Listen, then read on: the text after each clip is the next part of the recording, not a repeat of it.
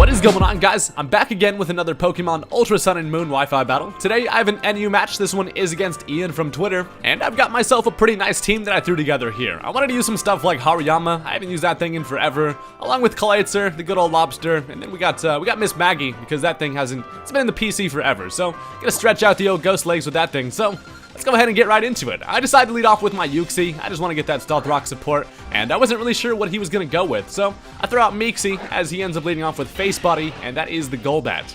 So this is obviously a great matchup for me. I can scare this thing out with Psychic, and then I can essentially just get my Stealth Rock for free, so that's really nice. That's exactly what I'm gonna do. And he ends up switching into the old Lilo and Stitch looking motherfucker. The Sableye comes in with his diamond eyes. He stares at me right in the old soul, and I don't really want anything to do with this thing, so I'm gonna go ahead and switch out here. Well, I actually go for the U-turn just to get a little bit of damage, and then I'm gonna switch into my Whimsicott just to kind of hit this thing hard with the Moonblast. So this 100% Cotton is actually different. This is a Choice Specs variant that I've been using lately that's actually pretty damn awesome. It hits super hard.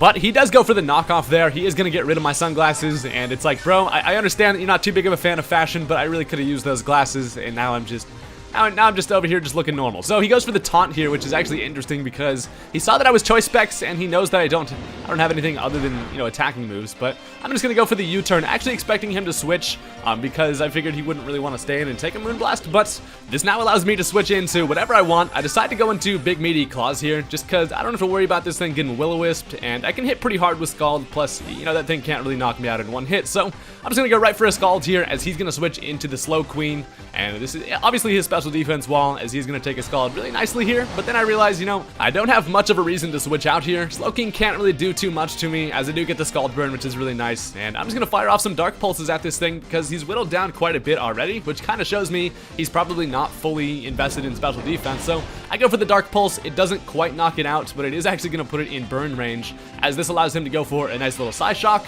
which I can take because I've got a thick-ass claw, and it leaves me with a little bit under half, which is nice. So he's going to go down to the burn damage, and that is perfect because now he doesn't really have any switch-ins to a lot of special attackers. And yeah, so he has a free option here to switch into whatever he wants. He decides to go into the Heliolisk, and I'm really kind of worried about this thing. My team doesn't deal with Heliolisk too well. Honestly, this thing just really thrives in NU, and I always really have some trouble with it. But I do have an answer, and that is my Assault Vest, Hairy Arma. This thing's arms are hairy as hell, and I take that Volt Switch really nicely, as now he's gonna switch into the Golbat. So I do want to conserve my Hariyama for that Heliolisk. I know that I can take at least one Thunderbolt from that thing, so I do actually end up staying in here. The Golbat is gonna go for a Confuse Ray, just doing annoying Golbat things as they always do. And I really just wanted to stay in here to go for the knockoff to get rid of this thing's Eviolite.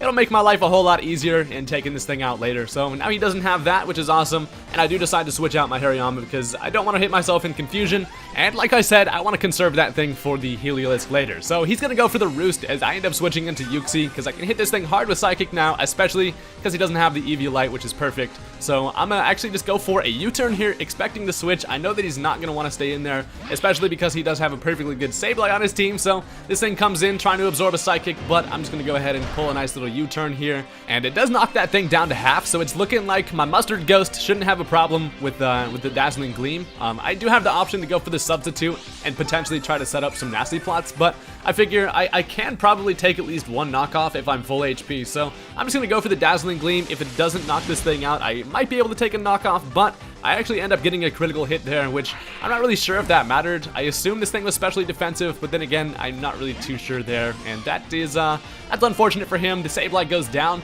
and now he's going to go into the Heliolisk here. So I decided to stay in because I know I can take at least one Thunderbolt, but he gets a critical hit right back at me, and that makes it so I'm not able to go for the Substitute. I went for that because I thought he might go for the Volt Switch, and then I'd be able to get a free sub up, and it'd be pretty damn nice, but unfortunately that quit happens, and this allows him to obviously outspeed me and go for one more Thunderbolt, which does take me out. So I really wish I would have gotten some just damage on that thing. I probably should have just gone for the Dazzling Gleam, but at least this does allow me a free switch into my Hariyama here, and I know that he's going to want to switch into that Golbat. It's a perfect answer for me, so I'm actually going to end up double switching as this thing comes in, gets hit by a little bit of Stealth Rock, and the double switch is going to leave me with a perfect matchup as I'm able to get in my Kalaitzer. So Big Meaty Claws comes back in, and this is perfect because I can just go for a nice little Ice Beam as he decides to just go ahead and sack off his Golbat right after getting a Defog. So he does get rid of the Stealth Rock there, but the Ice Beam is going to take this thing out without that Eviolite. That is going to be a dead Face Body. So down goes the Golbat. That's always a great sight because Golbat is just annoying as hell in pretty much every aspect of freaking Pokemon, so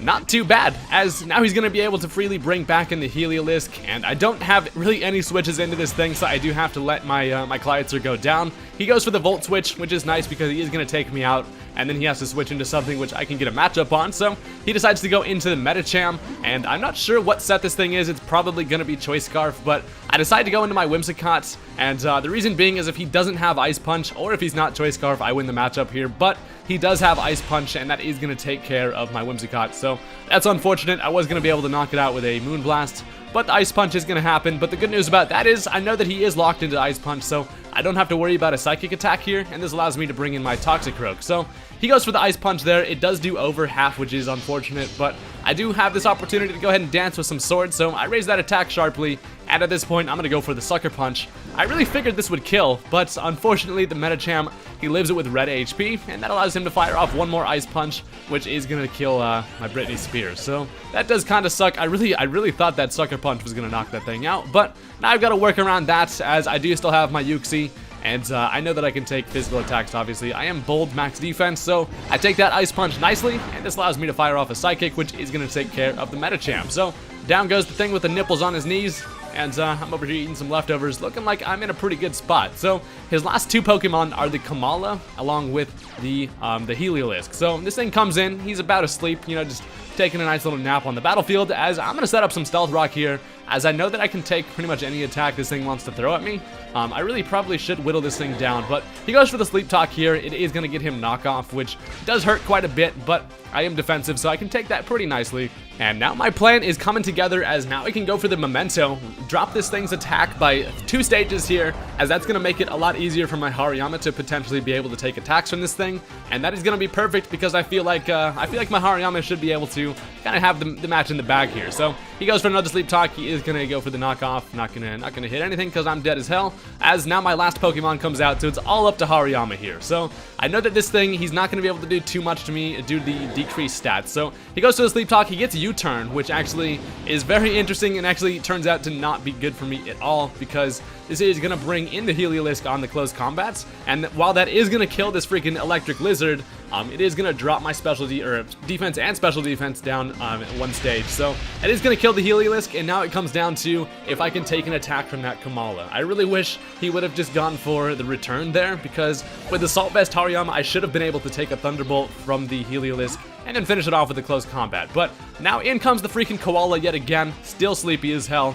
and he is just going to be able to go for a return here, and unfortunately, due to the defense drop from the close combat, I am not going to be able to live that. So that's going to be the end of the match there. The freaking Koala got the best of me, but that was still a very interesting match, and it came right down to it. I really thought I had it with that Memento play, but the U-turn really kind of got me. It would have been interesting to see how it played out had he not gone for the U-turn, but it would have been close either way. So thank you guys for watching. Go ahead and hit that like button on this video if you enjoyed, and don't forget to subscribe for some more Wi-Fi battles. Peace.